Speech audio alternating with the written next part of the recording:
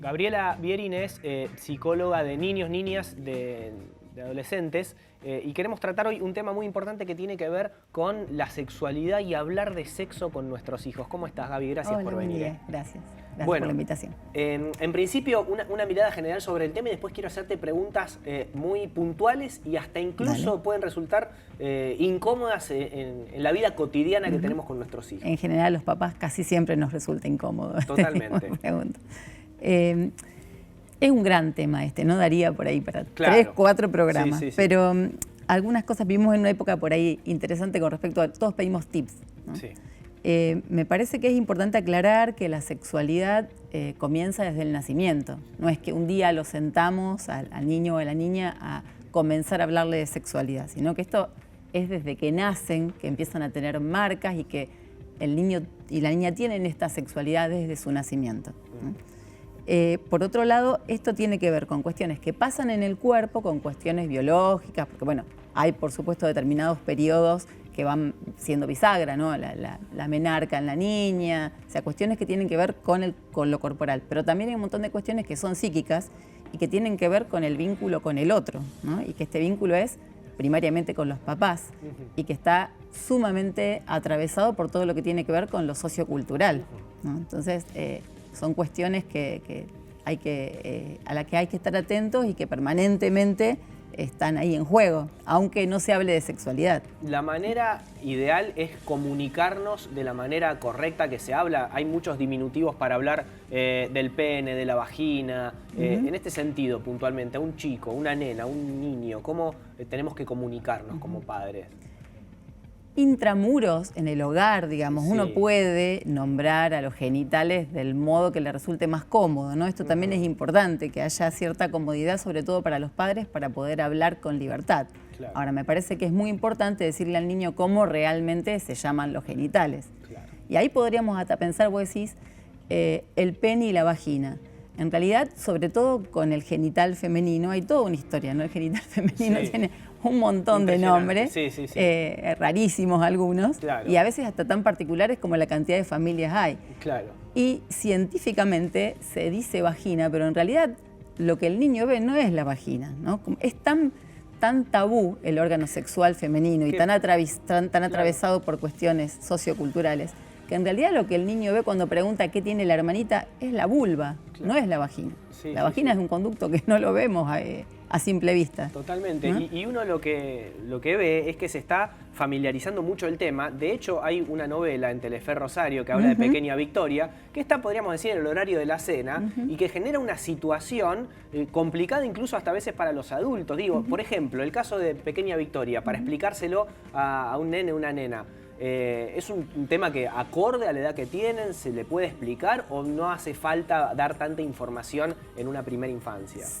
A veces los adultos nos complicamos y suponemos que los niños no entienden situaciones que para ellos, porque viven en otra época, justamente están más que naturalizadas y no les genera todo lo que nos genera al adulto.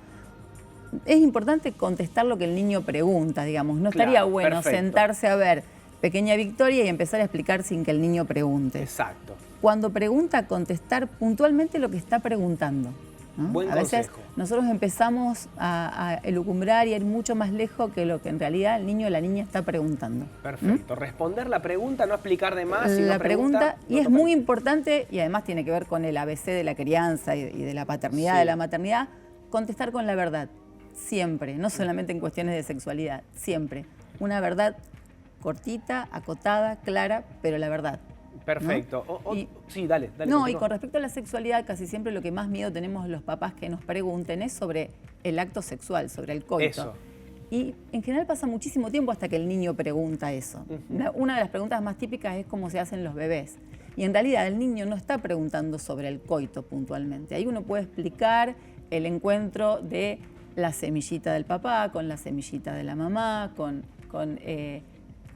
algo que empieza a gestarse a partir de ahí. Y el niño no está preguntando cómo entra la semillita, el espermatozoide, que uno puede utilizar ahí, también debe utilizar el nombre que la semillita de papá es el espermatozoide, la de mamá es el óvulo, pero no pregunta en general, ¿no? Por supuesto, de entrada, cómo se juntan esas dos semillas, Exacto. digamos, ¿no? Es más lo que uno carbura en su cabeza que... Exactamente. Bueno, y hoy en la día... simpleza de la pregunta. Exactamente. En algún momento, por ejemplo, en esta novela puede llegar a surgir otra explicación, ¿no? Que hay un modo de que estas dos semillas se encuentran a lo mejor en un laboratorio y son puestas en la panza de otra mamá. Claro. Pero hay que esperar que estas preguntas surjan.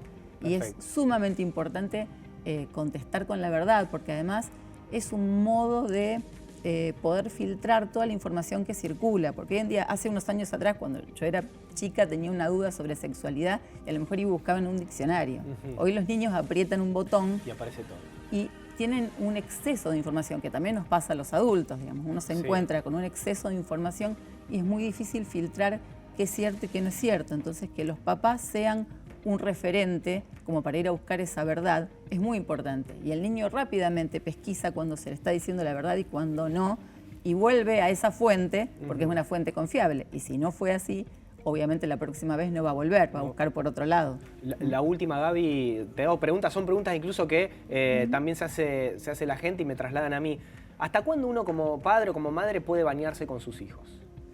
Esto es muy particular de cada familia, pero hay un momento, o sea, hay que estar muy atento a qué le genera a uno eso y qué le genera también al niño o a la niña. Hay un momento en el que los niños empiezan a incorporar ciertos diques morales, ¿no? De asco, de vergüenza, de pudor, y uno empieza a detectarlos.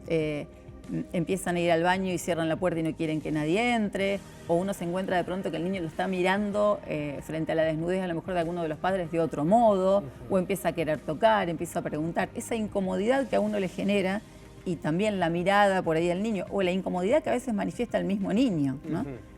Son, digamos, señales frente a las cuales uno debería estar atento y empezar a marcar un poco lo que es la privacidad, que es importante y se aprende en casa también, porque pasa muchas veces que viene un papá, una mamá preocupado porque la seño le dijo que el niño salió en el jardín con el pantalón bajo. Y cuando uno empieza a preguntar, bueno, en casa por ahí no se ha marcado esto de la privacidad, que el cuerpo de uno tiene que salir vestido frente a los otros, que uno no puede estar en cualquier lado exhibiendo sus partes íntimas, ¿no? Esto se trabaja en casa. Pero sí hay un periodo...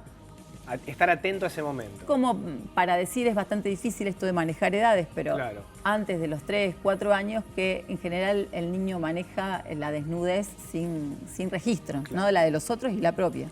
Gaby, te vamos a convocar nuevamente porque son muchas las preguntas que tenemos en relación a esto y hay toda una sociedad que justamente está exhibiendo, mostrando muchas cosas y uno como padre tiene que saber comunicarlo, ¿no? Sí, y me parece que es interesante también que podamos enseñarle a nuestros hijos cuestiones de sexualidad ligadas al placer, ¿no? Mirá. Porque la sexualidad siempre es y ha sido un tabú, pero con toda la cuestión del abuso me parece que está muy ligada a lo feo, a lo nocivo, ¿no? Es re importante que la cuestión del abuso infantil, sexual infantil, se haya visibilizado, pero también no nos olvidemos que educar en una sexualidad saludable hará que nuestros hijos puedan disfrutar de esa sexualidad, ejerciendo sus derechos y respetando los derechos de los demás el día de mañana. Tema pendiente para la próxima salida, agéndatelo, así lo hacemos.